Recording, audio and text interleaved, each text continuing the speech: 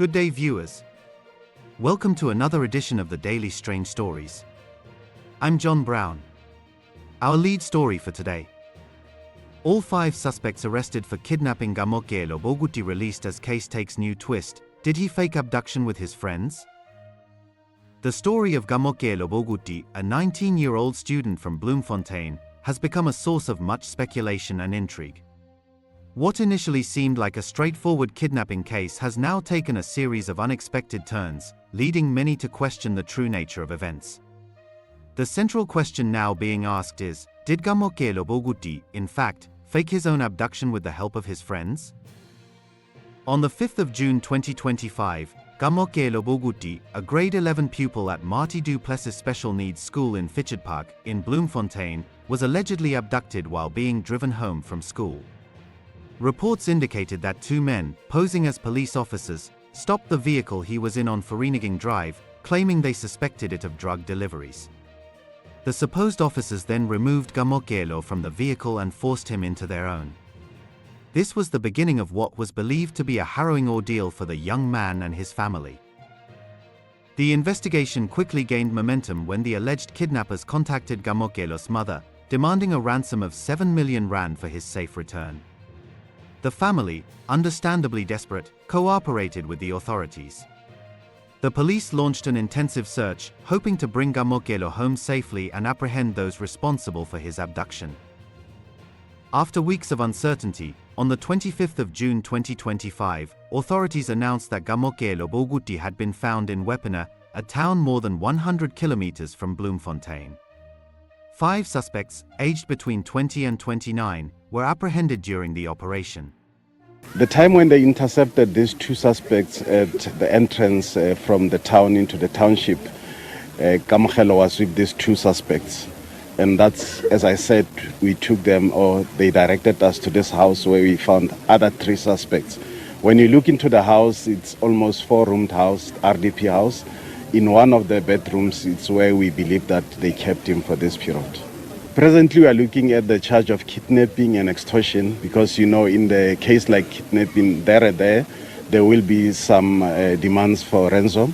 And that was a case in this instance whereby we responded. And I think through this multidisciplinary team led by General Adams, we managed to hit and immediately make sure that we take Kamogelo back home safe and still alive. A police officer who was close to the rescue operation revealed that an initial ransom payment of 110,000 rand had been made.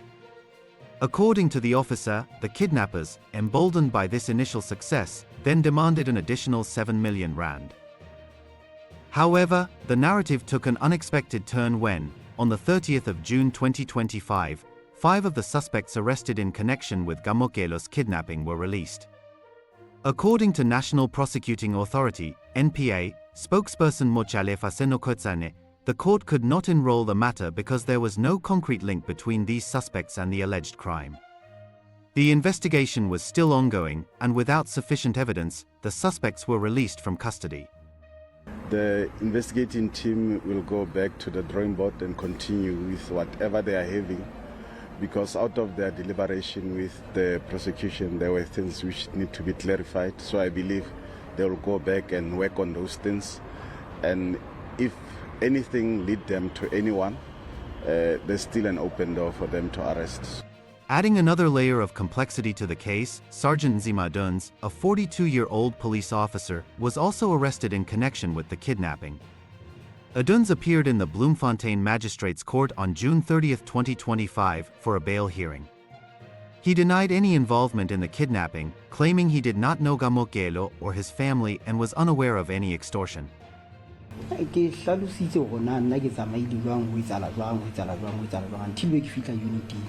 Lori kile salungu ga ikuta ka pick up di members tse sebetsang le tsona until to the unit. Ha tsekele unit re na le meeting channel for share. It was now ka nako le re thowe. Ke received a call, WhatsApp call. Ho tswa ho just fela ke lebetse bitso la hae mona pa group a mpotsa gona re kae. When I was a meeting with channel for share, I received a call. Just that I don't know the call. I will just recorded it. He wanted to know where Then ka mo jwetsa ka ga nna ke unity mo. A re hona le koloi ya lona e tshwanang le ya lona e nkileng ngwana. And then I told him, no, I'm here in the unit.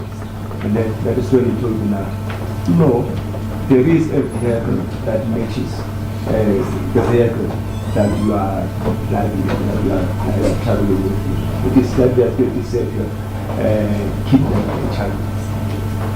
Adun's lawyer, Adriaan van Rensburg, informed the court that the charge sheet had been amended, reclassifying the case from Schedule 1 to Schedule 5.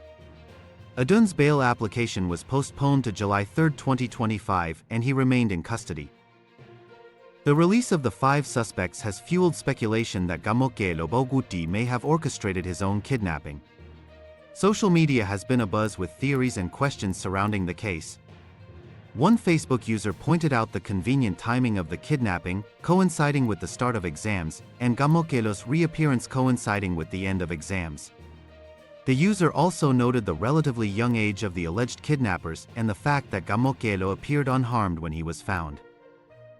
Liam Rascals said, Kamogelo Baukudi was kidnapped right when exams started, and somehow, he was found alive as soon as exams ended. The kidnappers were the same age as him, they demanded 7 million rand, and yet, when he was found, he wasn't harmed at all. Doesn't that seem strange? It honestly feels like it could have been planned. The timing, the ransom, the fact that he was walking with them without any signs of injury, it doesn't add up. I'm not trying to start anything, but I think it's fair to question what really happened. At the same time, let's not forget that real kidnappings are happening in South Africa. People are going missing for real. Further fueling these suspicions, reports emerged that Kamogelo was seen walking around freely with 2 of his alleged abductors in Wepener, showing no visible signs of distress or coercion. This detail, in particular, has led many to question the authenticity of the kidnapping. The sequence of events surrounding Kamogelo's disappearance also raises eyebrows. The seemingly seamless transfer from his caretaker's vehicle to the impersonator's car, the disappearance of the vehicle allegedly used in the abduction, and the discovery of discarded cell phones all seem too conveniently orchestrated to some observers. If Kamogelo Baukudi was indeed abducted, why is he not providing a detailed account of his experience to help bring his captors to justice? Where was he during the 20 days he was allegedly held against his will? And if the individuals he was seen walking with in Wepener were not involved in the kidnapping, why did they lead the police to the house where the other suspects were found? Why didn't they explain to the police that they had no connection to Kamogelo or the kidnapping? The unconditional release of the 5 suspects has led many to believe that Kamogelo Baukudi may have faked his abduction with the help of his friends. The question remains, what was the motive behind this alleged deception? Was it a misguided attempt to extract money from his parents, a sort of a side hustle during exam time? Or was there a more complex scheme at play? As the investigation continues, many questions remain unanswered.